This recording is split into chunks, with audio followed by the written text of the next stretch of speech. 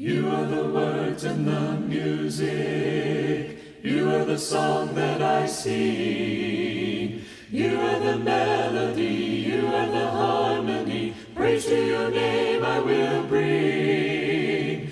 You are the Lord of lords. You are the mighty God. You are the King of all kings. So now I give back to you the song that you gave to me. You are the song that I sing. Again, good morning to everybody. We're glad that you're here. There are a lot. I mean, it seems like with every day we've heard of someone else that's gotten sick and having to stay in or not able to get out. One of the ones that you will miss this morning in class, you will miss the fact that Danny Lucas is not here, that he is sick today, because he makes the coffee for the classrooms. So you will miss that today. Mary Hendon is sick at home. Talked to her this morning. She did not feel like being able to get out. And there are several others, as Ken mentioned in his prayer, that have been sick. Clay and Pat are both sick at home. And Jan O'Kelly now home from the hospital. She's still recovering there. And Peggy with her situation with her heart, and then gets the flu while she's at the hospital. And it's just so many people, so many that have been sick. So make sure you take note today of who's not near you. Make sure who's not near you and give them a call this afternoon just to check on them, just to make sure they're all right and see how they're doing, to let them know that you're thinking about them, see if they need anything. And if they need something, if there's something that they need that you can't provide for them, give us a call and let us know. That way we can make sure and take care of that need for them. There's a lot of things going on today. We have Montreat today. This is our first Montreat of the new year. My class, the adult class over here, is in charge of that today, so we'll be going over there today. Also, we have the shower today, the bridal shower today for Rihanna Ramsey. It is this afternoon, and make sure you come and have plans for that. And then tonight, of course, we have our afternoon service together, and we look forward to that time that we're able to spend in that. If you got your Bibles, I want you to go back to the text. Go back to Proverbs chapter 7, and as we look at that, and how many of you felt like that was a little PG reading, especially to have Jonah reading that? I don't know about you, but I felt a little uncomfortable when Jonah's up here reading, "Come, let us take our fill of love till morning." It made me feel a little weird. Little Jonah is not little anymore. But the text is something that we're going to be looking at very, very detailed this morning to try to find out what Solomon is trying to give to us here when we look at this story, I guess, parable. I don't think it's a parable. I think this is more or less the look of a father who's watching and sees what happens before the end result of something else happening that he knows this young man will forget. And he's trying to get him to turn away from that so that he doesn't notice that. Making the right choices. You know, in Hebrew and other Semitic languages, when they came up with these languages, they came up with things, and our English language does a lot of this too. They came up with certain words that would identify with parts of the body. For instance, when you look in Hebrew at the word for the head, it's going to mean the top or the first.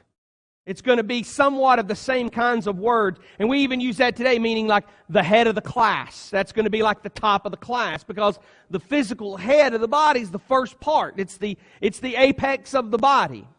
When you look at what it means in the Hebrew language to be face to face with someone, the word for that is literally to the face. If you're standing in front of something, it is literally to the face of something. Or if you're standing beside them, it's literally to the hand of them. That's the words that are used to literally say, I am to the hand of that. Well, there's another word that I want us to look at today, and it's a little strange.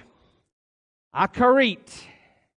That's the title of the lesson. I've been looking at this word for the last couple of weeks, and it's kind of intrigued me a little bit, because this word, it sounds like one of those weird pharaohs, doesn't it? That we're trying to uncover a tune for. But this word, AHKAREET, is the Hebrew word for back.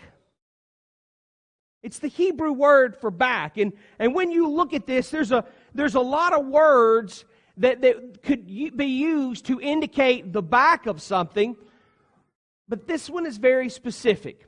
As you got your Bibles open to Proverbs chapter 7, I want you to turn on over for just a second to Proverbs 19, because this word is really used to sum up the entire book of Proverbs here. Proverbs chapter 19, verse 20. Listen to the advice and accept instruction, and in the end you will be wise. That phrase, in the end, to the back, the AHKAREET. So what we're looking at here is if I were to be, if I had a big hole in the back of my pants, okay? If I had a big hole in the back of my pants, you would not be able to see that from me standing at you face to face. But the more I moved around, the more I would, turn around, I would hear some giggles and I would hear something and I'd turn around and I would look at you and you'd be looking at me with this laugh on your face and you'd try to give me the impression. Some of you would be going, trying to let me know. You wouldn't be able to see it until I turned around. But then when I couldn't see it. There's no way I'd be able to see it while I'm wearing it because I can't get around that way. But you could, because when I would turn, you would see what's behind me. The end result is I have a hole in my pants. And I would need you to tell me that I have the hole in the pants. That's what this word is really going to teach us today. The AHKAREET.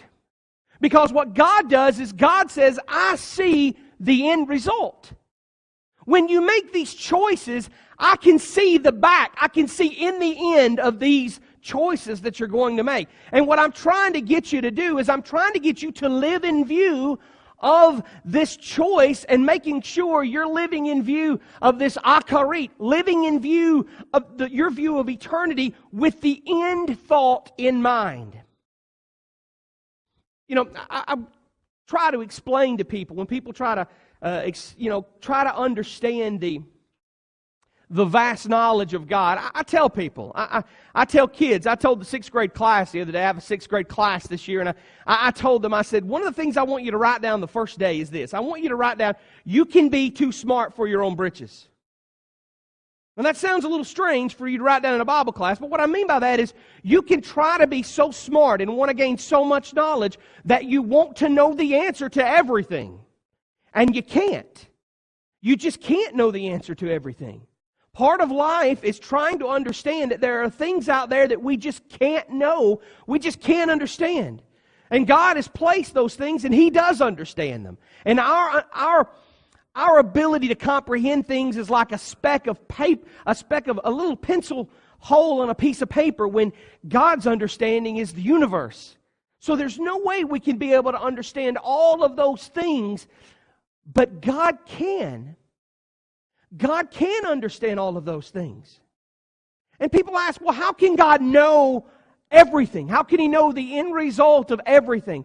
Well, I believe it was Kippy Myers who, when I had him with philosophy and existence of God, tried to give us an idea of this. And he said, look at it this way. Try to imagine God watching billions and billions of television screens at the same time.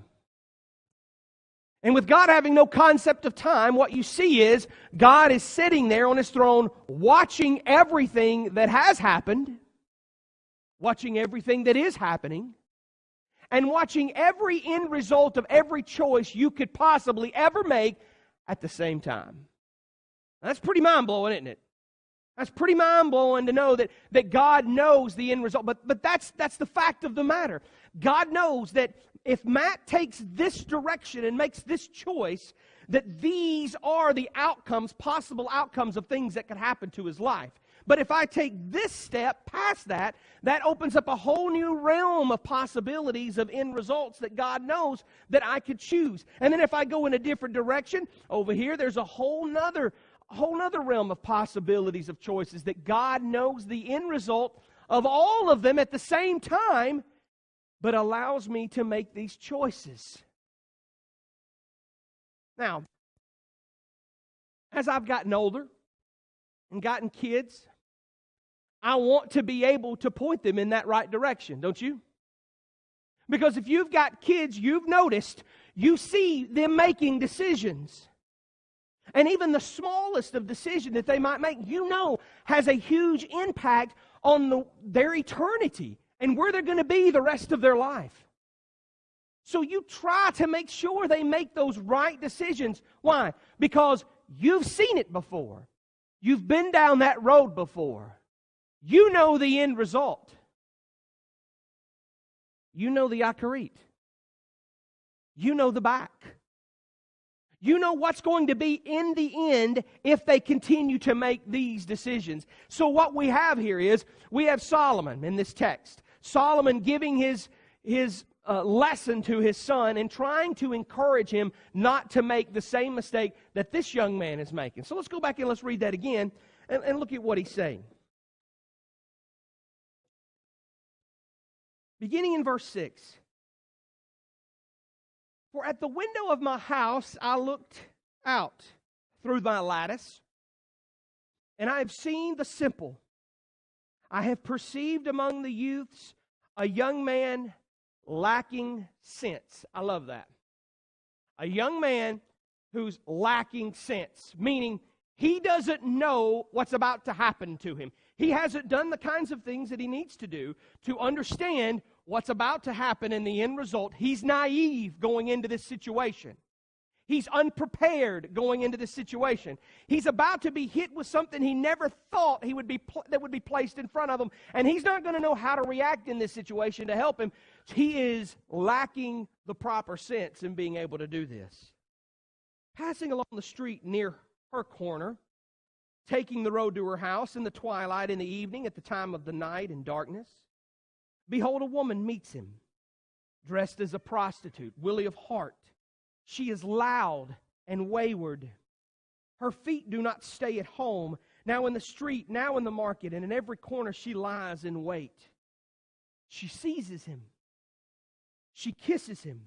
And with bold face she says to him, I had to offer my sacrifices, and today I have paid my vows, meaning I'm paid up, I'm ready to go do things. So now I have come to meet you, to seek you eagerly. I have found you. I have spread my couch with coverings, colored linens with the Egyptian linen. I've perfumed my bed with myrrh, with aloes, with cinnamon. Come, let us take our fill of love till morning. Let us delight ourselves with love, for my husband is not home.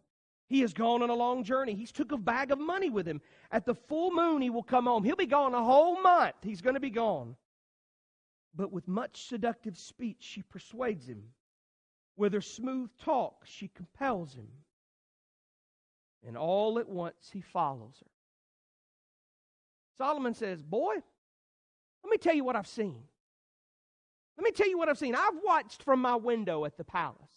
I've watched from my window through the lattice how this woman works and how she takes her prey and how she solicits them and how she smooth talks them and how she tries to tempt them and lure them in like a fisherman would with his reel and his lure, trying to pull that young man.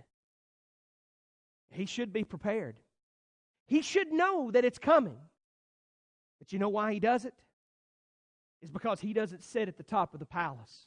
He doesn't look through the window, and he doesn't watch these things as they played out. Because what I see is I've watched this woman do this to countless other prey of young men who she solicited to them to get what she wants, and she's trying to lure them in. I've watched her do this over and over and over and over again. I have been there, I have done that, and I know the problems that that's going to cause. And he's not ready for it. He's lacking sense. And with much seductive speech, she persuades him. With her smooth talk, she compels him. And all at once he follows her. As an ox goes to the slaughter, or as a stag is caught fast, till an arrow pierces its liver, as a bird rushes into a snare, he does not know that this choice, that this will cost him his life. And now, O sons, listen to me. Be attentive to the words of my mouth. Do not let your heart turn aside to her ways. Do not stray into her paths. For many a victim she has laid low, and all her slain are mighty throng. Her house is the way to Sheol. Now that's Sheol. It's a good way to say the grave or death. That's what that means. Her house is the way to the grave, going down into the chambers of death. See, parents, you've seen this, right? You've seen this. You know, we did a series of classes with kids when we were at Jackson Heights, and I know we did it here too, but one of the things that came out of that, this has been so long ago that we did it, we asked kids what they hate to hear from their parents. All right? The main thing the kids hated to hear from their parents were, when I was your age, okay, that's number one, they hate that. They cut you off when you say that because they don't want to hear about when you were their age. That makes them queasy, you know. When I was your age, and I've been there, and I've done that. That was another thing. I've been there and done that. I know what you're getting into if you do it. And they look at it and say, that they may have been there and done that, but they're not making the same choices I am. They're not able to look at it the way I am. They're judging me and telling me I can't do this. That's the view they're taking. But to the rest of us that are out here, and I hate to say it to you, I hate to look at the kids and tell them, but the older I get, the more I'm thankful that those people that were older than me pointed me in a different direction. They're there to tell me, don't do that. You don't see that one little small choice you make can lead down a whole path that's going to really, really mess you over. You're lacking sense, and you know why you're lacking sense? Is because you've never been here before. You're not prepared for this. And if you don't make a statement, if you don't do something, if you don't live your life in view of the AHKAREET, live your life in view of the end result of what could happen, you will make some poor choices. So you got to do something. What can we do to help not our youth necessarily, but our own lives? What can we as adults? You're here today, and a lot of you are here, and you're thinking, I made some bad choices, and I'm in a situation now where I'm really uncomfortable with. I met with a man a month ago or so and talked to him about some problems that he, not affiliated with this church at all, he had some problems in his life, and he had been through a marriage, and it had failed, and he rushed up, and he said, I made some poor choices, and I'm married, and I'm in a situation now that I'm not happy with, that I think I need to get out of. He said, I just wish somebody would have stopped me. And this is a grown man. I just wish somebody would have stopped me from rushing into something that I wasn't really prepared for. At the time, we don't want to see it.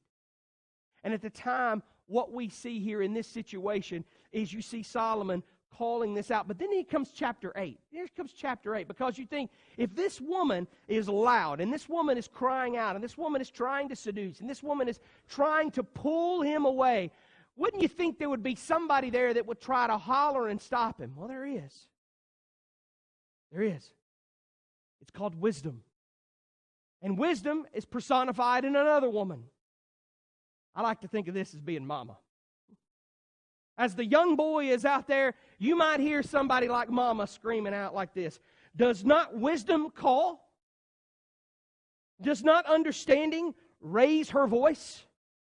On the heights beside the way at the crossroads, she takes her stand. Beside the gates in front of the town, at the entrance of the portal, she cries out to you, O men I call, and my cry is to the children of men. O simple ones, learn prudence. O fools, learn sense.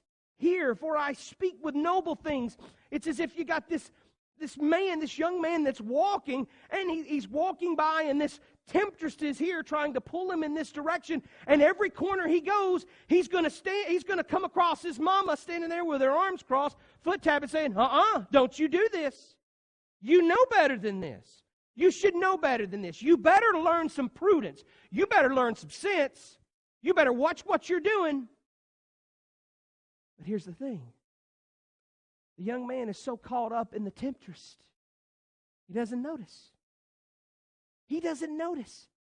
It's not that the crying of wisdom is not loud enough. It's that the crying of wisdom doesn't want to be heard. And he's pulled away into ruin. This is not just about sex. This is not just about the temptation of lust and sexual lure. This is the temptation of everything. Where every decision we make, God knows the end result of those choices that we make. And He says, I've been here. I've done that. I have seen how my people, the children of Israel, if God could look at our lives and we say, Lord, you don't know our situation, God could say, I've known 700,432 people that went through the exact same thing that you did, and 600,337 of them did this, and the rest, I'm not going to give you that number because I don't know it, did that. So I know the numbers, and I know what the majority part of people do, so I'm screaming out to you as the woman on the street corner, as wisdom, saying, you better watch it, you better stop, you better listen to my words, you better learn some sense. So how do we live our lives in view of this AHKAREET? How do we live our lives in view of this? Because, quite honestly, God sees us. God watches all of us, and you know He knows the end result. And if the majority part of us are going to be lost and make the poor decisions, you know He sees us walking into a trap. You know He sees us stepping into that trap, and He wants to cry out as that man in the castle and watching through the lattice. Watch out. Look out. Well, the first thing you got to do is you got to have a plan. You got to have some sort of a plan. Now, you see, Romans 15 says, whatever was written aforetime was written for your learning, so that you through perseverance, with the help of the Scriptures, you might have hope. Paul tells us that all of those things that were written aforetime were written for your learning. So here's the thing, we can develop a plan that's going to effectively help us to make these right kinds of choices and live our life in view of the AHKAREET. We can develop a plan to do that, because if we wait till it's too late, if we wait till the heat of the moment, it's too late. Would you have invested in Enron if you knew it was going to get in trouble like it was? Would you go to that restaurant if you knew that their health rating was a 64 before you walked in? Would you buy that loaf of bread if you knew that when you got home you were going to open it, it's going to be molded? No. You want to make these right decisions. You want to have known that. Here's our way to develop a plan. Here's our way to understand that so that we can have this plan and develop it so that we don't fall into the same trap. Look in Luke chapter 14 for just a second. Luke chapter 14. When he talks about counting the cost of discipleship. Look at verse 28. For which of you desiring to build a tower does not first sit down and count the cost, whether he has enough to complete it? Otherwise, when he's laid the foundation and not able to finish it, all who see begin to mock him. How many people have been mocked because of those poor choices that they've made? Well, they should have known better. That's the phrase we keep using over and over. They should have known better.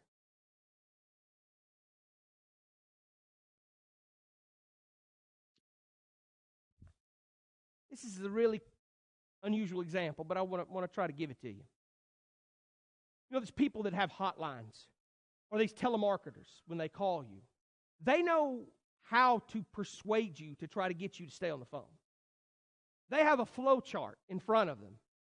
And I tried to look for a good, I'm going to show you one in just a minute, but I tried to look for a good flow chart that if you said, yes, I'm interested, then they would go in this direction and ask you these following questions. Or if you said, no, I'm not interested, then they would say, well, why are you not interested? Is it because of the cost? Is it because of the time? Is it because of this? And whatever you answer, they say, well, hey, we can fix that, and we know what to do if you answer this.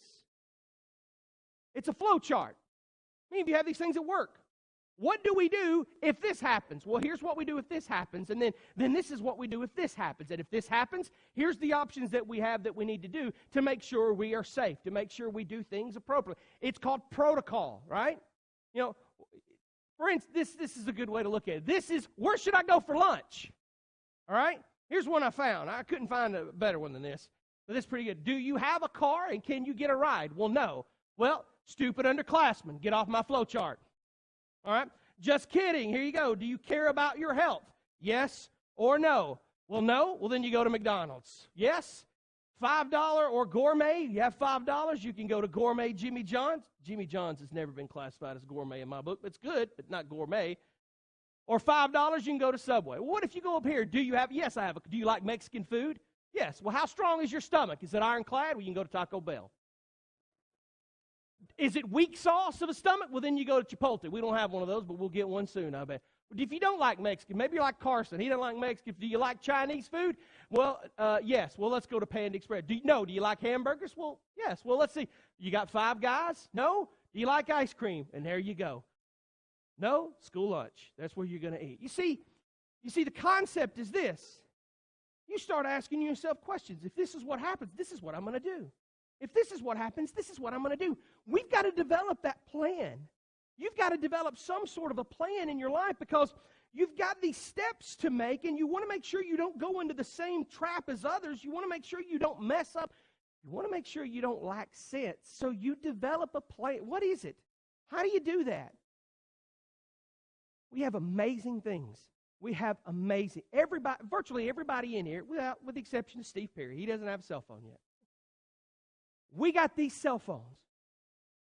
You get into trouble, you get in a situation, you get into temptation, you know what you can do? You can pick up your phone and you can call your brother, your physical family member, brother, or your brother or sister in Christ, and you can say, hey man, I'm being tempted right now.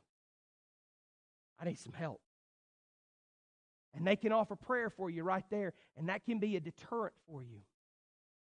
There are all kinds of things out here that are more along the lines of like a big brother, somebody watching over you. I can't tell you how many times I've been asked by others to be an accountability partner. Will you be my accountability partner? I'll hook you up to my internet service where if I see something inappropriate, it's going to go directly to you, and you're supposed to call me and say, hey, get off the web.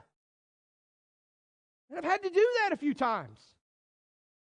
And I need somebody to do some things like that to me, too. I need somebody that I can call and say, hey, man, I'm really tempted in this area. Can you help me here? And have them help me. See, that's how we develop this plan. What if this young man is walking? What if this young man is going and this temptress comes, and instead of just going and following like an ox to the slaughter or following her into this trap, what if he just said, you know what, let me get my friend here that's with me. Hey, can you help me? Can you please come on, get me out of this situation? And he's there.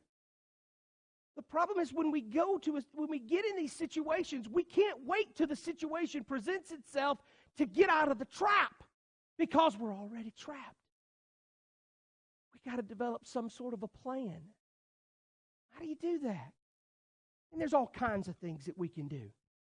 We can make sure we have more of a healthy prayer life where that's going to make us stronger.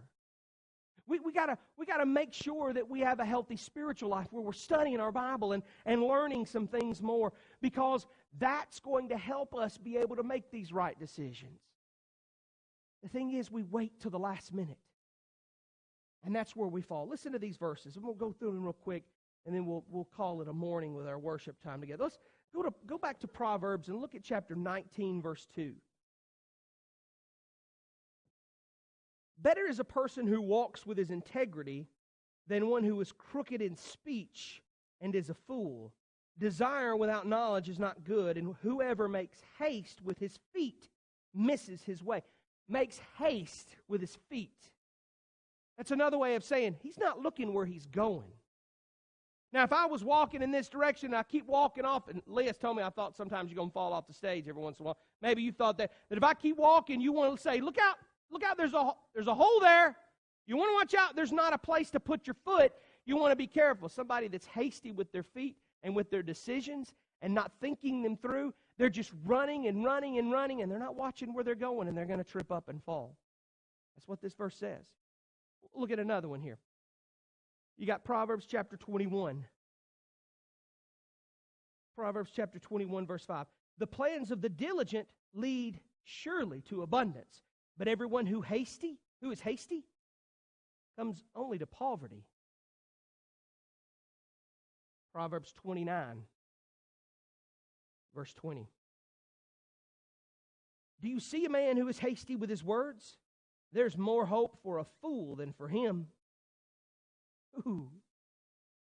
What about Ecclesiastes 5:2?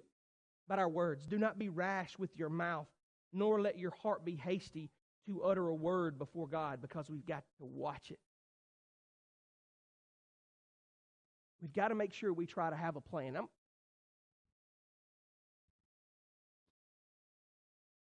Sometimes if we don't do this, something like this, with our home, when we're going out to eat somewhere, you know what happens? I'm driving down the road. Where are we going to eat? I don't know. Where do y'all want to eat? I don't know. You decide. I'm not decide. You decide. No, you decide. No, I'm not going to. You are. I'll let you. I don't want to pick. Well, I could eat anything. All right. Well, you want this? No, anything but that. All right. That's what happens. And you know what happens is when we get in that situation, we end up fighting. All of us. Not just me and Leah. It's mostly the kids. You know what we have to do? We have to pull over the side of the road. You know what I say? I ain't going anywhere till y'all tell me where to go eat.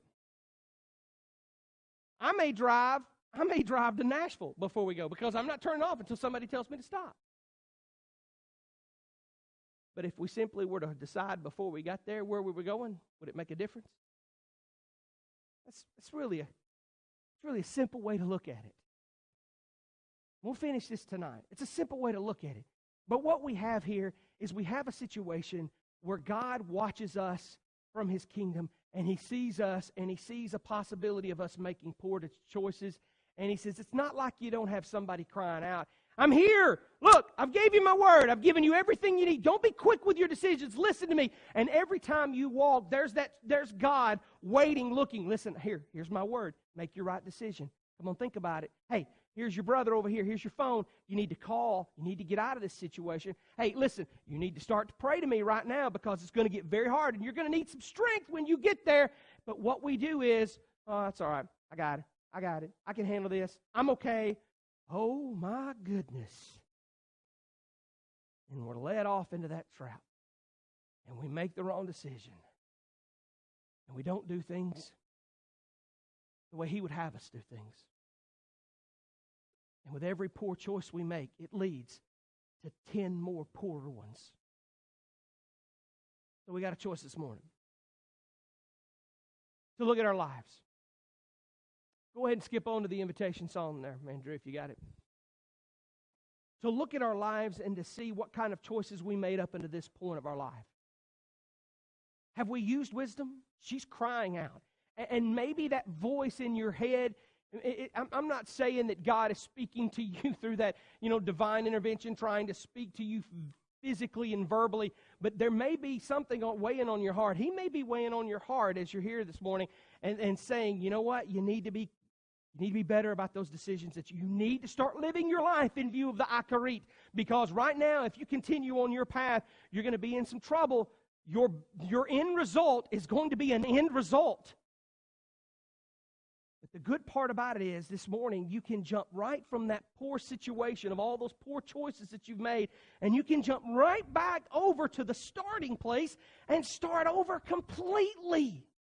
That's the beauty of being a Christian, is that we can start over, we can wipe the slate clean, and anything that we've ever done, God says He takes it, He locks it in the box, He throws it over His shoulder and falls to the deepest parts of the ocean so that nobody can see it. It's gone. So what kind of decisions do you need to make this morning? You need forgiveness? It's here. All of us need it. Do we need it? It's here. If you need prayers, they're here. If you need some accountability, we're here. Don't make the same. Don't let a story about your life be written where people say after they read it, he should have known better. He lacked sense. She didn't know where she was going. They made two quick decisions. Think about your life. Whatever you need, please come as we stand and sing the invitation. You are the words and the music. You are the song that I sing. You are the melody. You are the harmony. Praise to your name I will bring. You are the Lord of lords. You are the mighty God. You are the King of all kings. So now I give back to you the song that you gave to me. You are the song that I sing.